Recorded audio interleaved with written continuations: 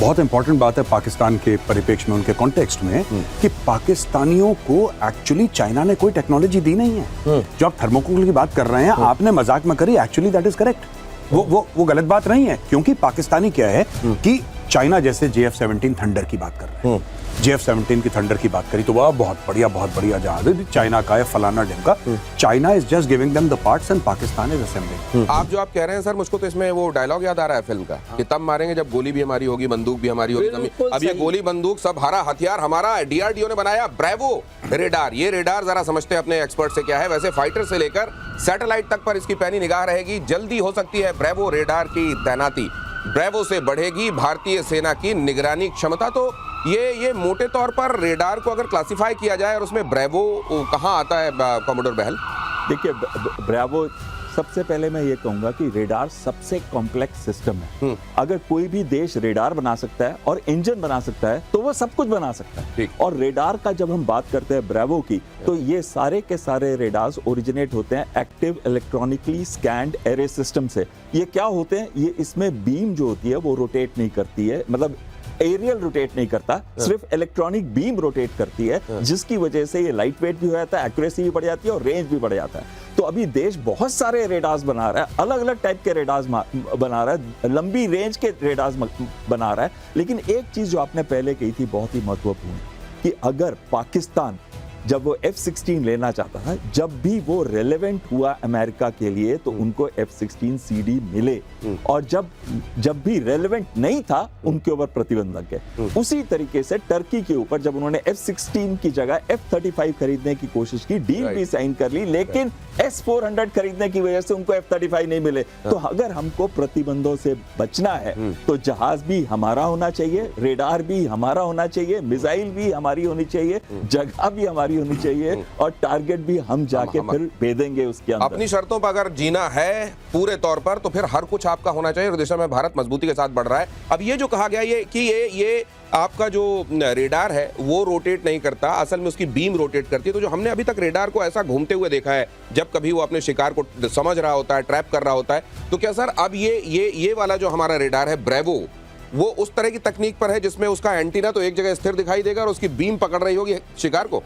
थोड़ा जाएंगे एंटीना देखेंगे तो थोड़ा बहुत लो स्पीड पे चलता है, लेकिन एक जब तक चलता है तो 160 डिग्रीज 120 डिग्रीज कवर करता है। अच्छा, ऐसे पहले हम पूरा जब स्कैन करते थे तो हमारी जैसे बीम चलती थी तो हमें उस रेडार की स्पीड बढ़ानी पड़ती थी। उसका इम्पैक्ट क्या पड़ता था, नीचे जो आप रेडार बहुत भारी होता है, जो बड़ा वाला होता है, तो नीचे जो बेयरिंग्स वगैरह होती थी जल्दी वेयर आउट करती थी, खराब होती थी और आपको बाहर से मंगानी पड़ती थी। अब इस सारे उसमें देखेंगे दो तरह के रेडार इसमें, एक पीसा है, एक ऐसा है।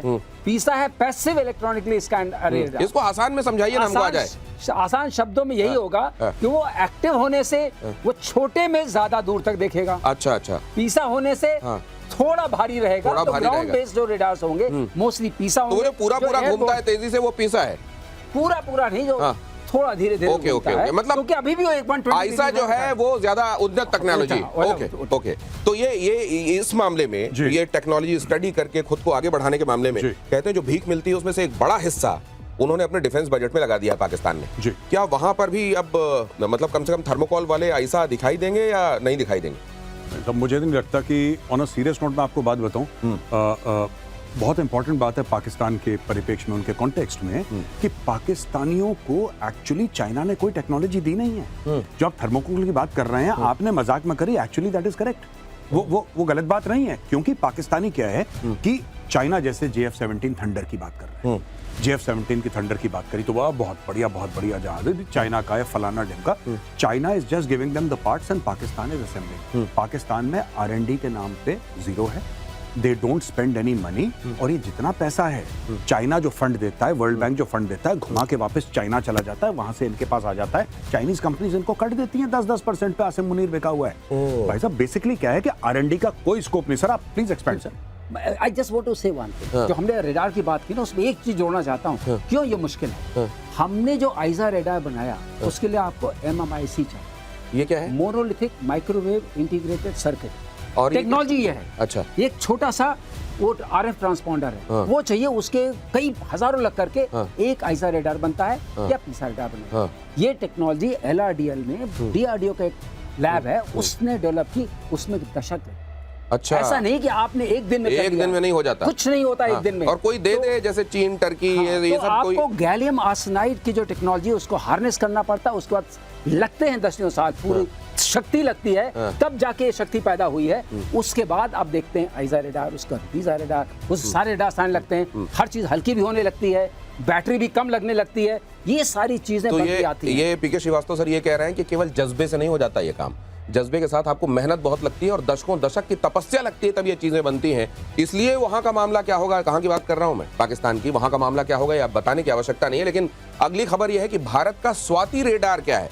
भारत के स्वाति रेडार से जुड़ी ये खबर है। स्वाति रेडार की दुनिया में डिमांड तेज हो गई है। आर्मेनिया के बाद एक और देश को अब भारत निर्यात करने की तैयारी में। आत्मनिर्भरता जब इतनी बढ़ जाए कि आप घर की जरूरत के लिए तो बना ही लें, आपके जो दोस्त यार हैं उनको भी आप दे पाएं, तो ये अगला चरण होता है। मतलब हम उस सेकंड फेज की तरफ बढ़ गए हैं। ये क्या महत्वपूर्ण हथियारों के हर एक मामले में हम सेकंड फेज में बढ़ गए हैं, या कम से कम चुनिंदा मामलों में तो बढ़ ही गए हैं मेजर गौरव? देखिए, मैं आपको बताता हूं दिनेश भाई, आज से 10-12 साल पहले, मैं फैक्ट बता रहा हूं, this is not to make a political statement, ना मैंने सुना इतने हथियार खरीदते हुए फौज को, ठीक, ना मैंने सुना इतने हथियार बनते हुए।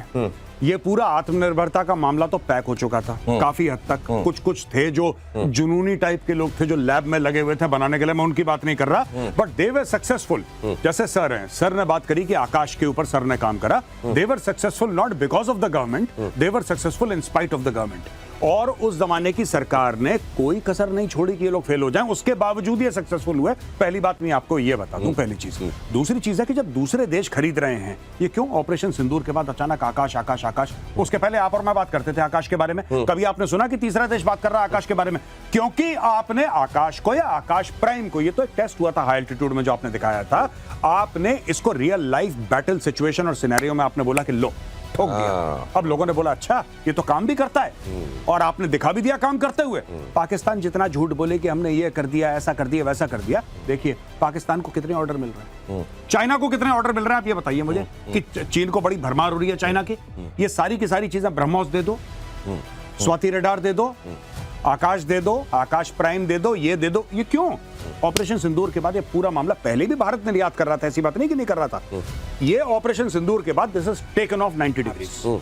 वहां कहते हैं पाकिस्तान में किसी ने पूछा कि क्या इस तरह की स्थिति में जब ये भीख मांग के खाने की नौबत है, क्या ये हथियार आप बना लेंगे? तो किसी ने कहा कि देखिए ऐसा है, बगदाद से लेकर अंडलूसिया तक हमारे जज्बे के चर्चे होते हैं। फाका मस्ती में भी हमने जिहाद जारी रखी है और आगे जारी रखेंगे। मौजूदा जो सिनेरियो है पूरी दुनिया का, उसमें इस तरह का जज्बा, क्या इससे आप जीतते हैं? देखिए, कोई जज्बा नहीं है, पाकिस्तानियों का झूठ है, एक छलावा, एक फ्रॉड है, ये 2 नंबर के काम करते हैं। ये कहते हैं जज्बा कुछ नहीं। देखिए, आजकल वो लड़ाई नहीं रही कि घोड़े के ऊपर बैठ के आप तलवार से जा रहे हैं और कह रहे हैं कि ठीक है हम गजवाए हिंद करेंगे, एक बटन दबाएंगे वहां पे सीधा पाकिस्तान के अंदर हर हर महादेव। देखिए, ये फैक्ट है। आज की तारीख में क्यों पाकिस्तान कह रहा है कि ब्रह्मोस समझ में नहीं आ रहा? कहां गया तुम्हारा जज्बा? 5 ब्रह्मोस फायर करे, जज्बे से पकड़ लो, जेब में डाल लो अपने, इतना बड़ा जज्बा है तुम्हारे पास, तो तुम्हें क्यों चाहिए एयर डिफेंस? तुम जज्बे से पकड़ के डाल लो ना अपने पास, तुम्हारे जज्बे वाली कौम हो, डाल लो जेब में अपने। नहीं, उसके लिए इनको एयर डिफेंस चाहिए, और लोगों को जाहिल रख रखा है कि नहीं तुम जज्बे की बात करो। अच्छा, और मजे की बात यह है कि इतने सारे हथियार जहां से भी इनको मिले हों, किसी का नाम जज्बा ही रख लेते हैं। जज्बे की बातें होती हैं और जज्बा केवल जबान तक होता है। भारत की रक्षा क्षेत्र में एक बड़ी कामयाबी, भारत में पहली बार बना फोटोनिक राडार। अब ये अलग अलग तरह, आपने ब्रेवो सुन लिया, स्वाति सुन लिया, फोटोनिक सुनिए। अब फोटोनिक राडार डीआरडीओ ने बनाया देश का पहला ऐसा रेडार। ये रेडार स्टेल्थ फाइटर जेट्स और छोटे छोटे टारगेट्स को भी ट्रैक करने की क्षमता रखता है।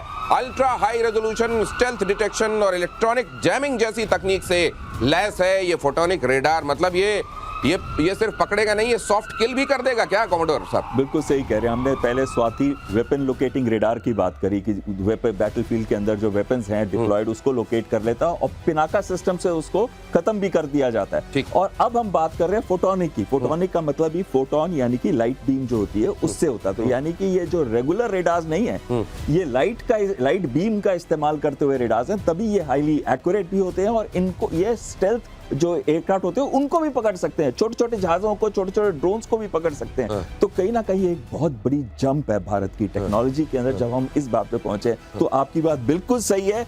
हम ना केवल इसके लिए, अब अस्त्रा की भी बात इसके साथ ही जोड़ दूं एक लाइन में, जो बड़ी अच्छी बात बता रहे थे। गैलियम आर्सेनाइड पहले से यूज होता था रेडार्स के अंदर भी या सीकर्स के अंदर भी, अब गैलियम नाइट्राइड यूज कर रहे हैं। अच्छा, जो उससे भी पावरफुल है, उससे भी दूर तक रेंज रखता है और कहीं ना कहीं ये एक बहुत बड़ी जंप है भारत के अंदर अच्छा।